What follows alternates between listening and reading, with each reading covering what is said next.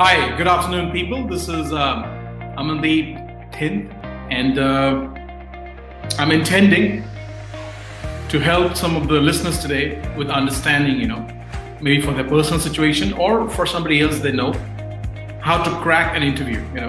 How do you show up an interview that you have better chances of being qualified to be selected for that particular role or job? Getting selected for an interview, in my understanding now, well, it was not the case 20 plus years back, maybe. It's no rocket science. You have to understand some basic fundamentals of what an interview process is and how to approach it in the best possible way so that you have high chances of being selected. For interviews, right? First of all, understand, only apply for those companies, where you really like to work. I mean, I understand if you're desperate, maybe, you're applying in every company you think, which could give you a job. I hope, and pray that you're not in that situation, which I was maybe, 20 plus years back, 23 years back, maybe, when I was in my early 20s and I relocated from my village, remote village in Punjab to the capital of India, which is New Delhi. And I was very desperate, to get a job. And the same happened, when I moved to the UK in 2006, I was desperate for a job. It didn't matter, whether it's manual labor or a security job, or it was a cleaning job as a janitor. It didn't matter. I just wanted something to survive and, to look after myself. So yeah, coming back, I hope you're not in that situation. If you are, that there is no choices. You have to go for what you get. But ideally, you need to, they say, as they say in our business, you got to have your ideal client. In the same way, you got to have an ideal employer, ideal company you want to work for. You have to also understand you want to work for a big company or a small company. I mean, this is the recommendation that if you are in your early, 20s, if you're just coming out of your teenage and you've just graduated and you want to work somewhere, they say, as per, research, it is good. It's not must, but it is good to work in a small company. When you work in a small company, you get to learn so much. You pretty much get an experience from most departments, from HR to admin to logistics, to accounts team, to sales team, to, I don't know, even events team, if there is different departments, like 5, 6, 7, you pretty much, get a feel of most of the department. If there are let's say 5 members, in your team, and that's all the company's about, a small company with 5, 6, 7 employees, you pretty much, know what's happening with everybody around you, and you get to learn a lot. Obviously, it is going to be challenging, which is the fun part of it, but also could be a pressurizing part of it. But then you get to learn a lot, working in a small company. In a big company, you're lost, you're a small fish in a big sea. Nobody pretty much knows except for the 5, 7, 10 people who sit around you. And you don't get to, understand what's going on in different departments. I'm not saying that you can't work in big MNCs, multinational companies, which a lot of people like to work in. And they think, working in a multinational company, sometimes people have this illusion that it is very safe. Well, I hope you know the examples. The recent example I can give you for Jet Airways, a phenomenal, major airline player for India. And one morning you wake up to understand, Jet Airways is now going to be inexistent in the next few hours to few days. And what happens, quite a good number of few thousand people lose their job overnight. And I had somebody, from my team who used to work in my team during call center phase. They have been working with Jet for, 12, 14 years, if I'm not wrong, probably more. They lost their job just like that overnight. So yeah, working in MNCs doesn't guarantee that the job would not go anywhere. It can go. But this is my recommendation, very quickly coming back, work in a small company, you get to learn a lot. And then you can gradually, go and work in an MNC. But at the same time, don't have a job mentality throughout your life. Until unless you really want to do that, you're really clear about the fact and you have got your plans. But most people, they say, you got to have an exit strategy. You got to find a way to work for yourself eventually down the line once you've learned enough and you can take a calculated risk and you have the energy to do it. So yeah, coming back, identify the companies you want to work for. Writing CV is again, a skill which I'm not teaching here, and I'm not an expert. I can give you, a few pointers. Obviously keep it professional, keep it to the point, and highlight, those keywords which the job specifies they're looking for. And make your CV kind of stand out. And they say, if it is possible and the company allows, if you can make a video CV, that is amazing. You can always insert a link, saying, if you would like to see, my CV, or you would like to know a bit more about me, here's the link, you can click and go and watch me. I think, active conversation is always, empowering and powerful compared to when you have a passive conversation. What is passive conversation? A passive conversation, is hiding behind an email, hiding behind Instagram chat, hiding behind, WhatsApp messages. Yeah, that's what, your passive form of communication is. I'm not saying passive form communication is wrong. Understand, it's not so powerful compared to when it's active conversation. If you ever have any doubt, if you ever have, any misunderstanding about anything in life, if it is possible, pick up the phone and call up that person. And when you actively speak to them, I can tell you 90% of the confusion, misunderstandings, will vaporize. And whatever the 5-10% is, you can always work on that. So active conversation is always powerful. I mean, till this day, it is still powerful. I don't know, what is going to happen in the future. So don't hide behind technology and just have an active conversation with people whenever you can. So coming back, when you go to the interview, there is something called, wrapping up your package. That's correct. I'll repeat that, wrapping up your package. And you have to understand that going for an interview or applying for a job is a complete marketing process. Yes, you heard me correct, my friend. That when you're applying for a job, it is a marketing process. You are marketing your services, your skills to a certain company to say, you know what, I will do the work for you and you got to pay me a certain salary or a certain fee every month.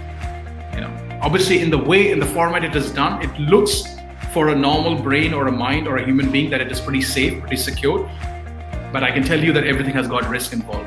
So coming back, if you're going for any kind of interview, or an IT person, you're an admin person, you're an HR person, you're a teacher for a school, I don't know, it doesn't matter what your job profile says, it is marketing end of the day.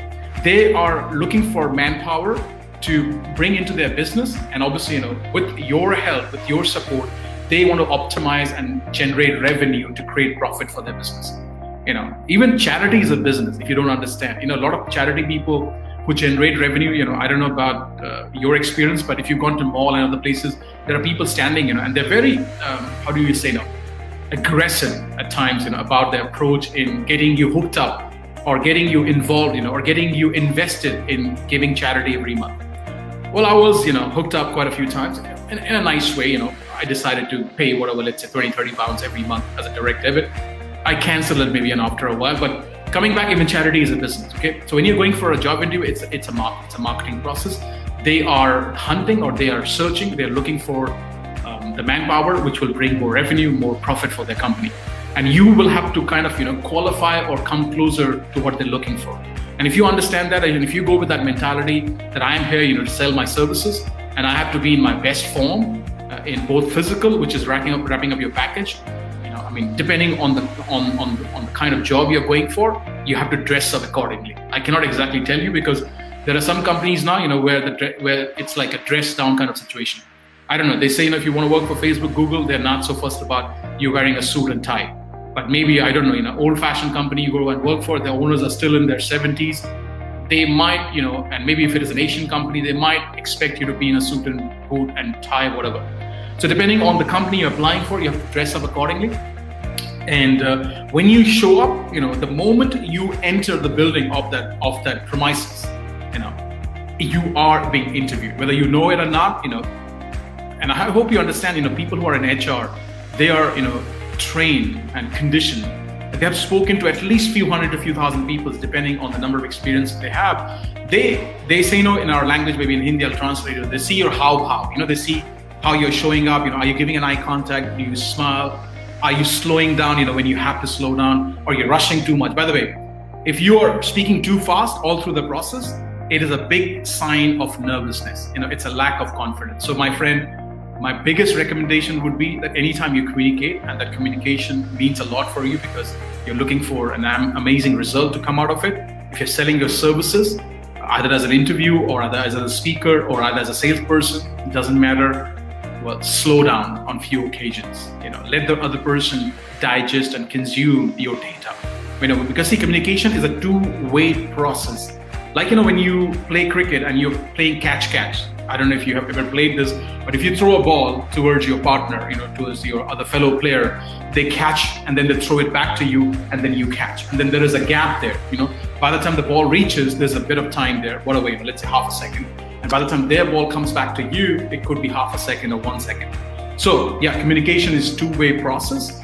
So at occasions, slow down, and especially when you're selling, slowing down will give you massive result. You will watch, many communicators, they are rushing massively when it comes to sales. And that's the most wrong thing to do. And how do I know this? Because I was doing it myself when I started my speaking career. Anyways, coming back, slow down, on occasions when you can, and your pauses, actually hooks up the brain of the person receiving that communication through you, and they wake up a bit more, and the anticipation goes up, and they get more curious about what you're sharing.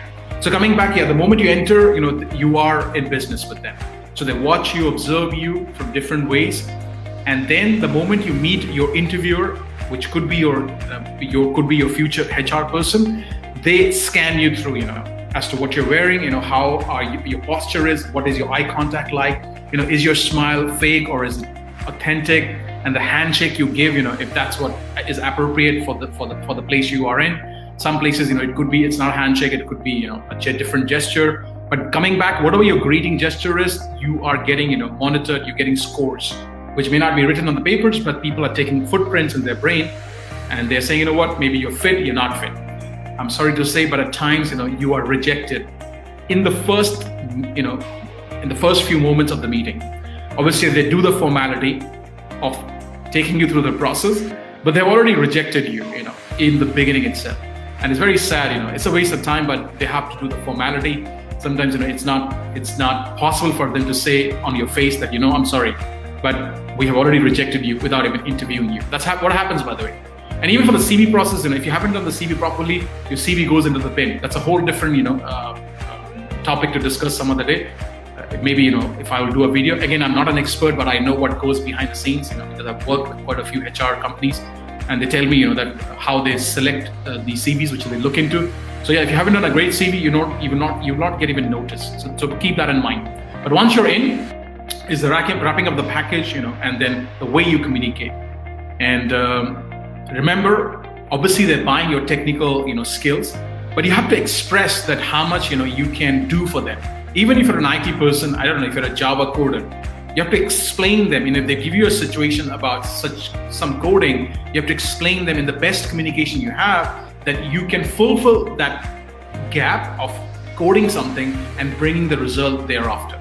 So it doesn't matter what profession you are applying a job for, if you are a better communicator, in whatever scale you are a little better communicator than the person who's not, your chances of getting that job is higher. Even if you are at par with them in terms of your technical knowledge are concerned, or even if you're 1 or 2, 3% lower in what they have as a skill set, I think your chances will be much better. So understand, when you're going for an interview, somebody, as that's the word says, interview, they want to go inside you and see, what, in a way, through whatever, the filter system is, that are you going to be profitable for the business? Are you going to be the right, value addition for the company? Now, are you going to be the right team member for the company? Yeah, they look into all that aspect. If you are joining a big company, they also see, you must be a great skill guy or lady, but would you be a great addition for the team dynamics? If you're too much of a control freak, if you're too much of a person who may not be, in agreement with other team members and taking them with you, because everybody's pace is different. Everybody's senses work in a different way. They might reject you, even if you're very skilled. So coming back, they check all that dynamics as an HR person, because they have to run the show. So they look into all these aspects before they say, what, yes, you are it. So this is my, kind of a little take on interview process. And understand, interview process, the biggest thing they're buying, whether you like it or not. Even sometimes the HR may not know this, why they're rejecting you, but subconsciously, something in their mind is saying, I don't think this person is the right fit. Even if you have, if you have ticked all the boxes about the skills, but there is something called, in the human interaction, they're not getting you. They're not like able to feel you and sense you, and they're not getting that confidence, inside them about how you are dissipating your confidence or projecting your confidence on them. They're going like, I think something is lacking. Maybe this person is not fit. Even they know all the skills, but I think no, maybe we need to interview somebody else. So remember that going for an interview is a marketing process, and if you keep too much of you getting that job, if you come from that mentality, it is going to be challenging. And in an interview, it's not always that you have to be the one answering the questions. Remember that, okay? In an interview, once you've answered 1 or 2, 3 questions, and obviously in the way you ask back some questions, it will depend. You have to have the grace, you have to have the smile, And you just have to say, words like, I'm little just curious, I'm just curious. You can ask a bit more about the profile, ask about what they're looking for in a person. It gives you a bit of more pointers to build on it. If they give you a keyword here and there by saying, what, we're looking for this kind of person, though you still have seen of that, the criteria they've written in a passive words, but now you want to have an active conversation in front of them. And I can tell you one more thing, you can ask any damn question in the world. Obviously, it has to be related in some or the other ways about the company or about the interview. Just asking a mere question, actually gives them this kind of signal that you're confident as a person. And let me tell you something, a rule of communication. If you're asking question, you will always stay in charge of the conversation. That's correct. If we were, speaking and talking, let's say, and if I was asking you a question, I will stay in charge of the conversation. So if you can, get the control in your hand once in a while, while you're giving an interview.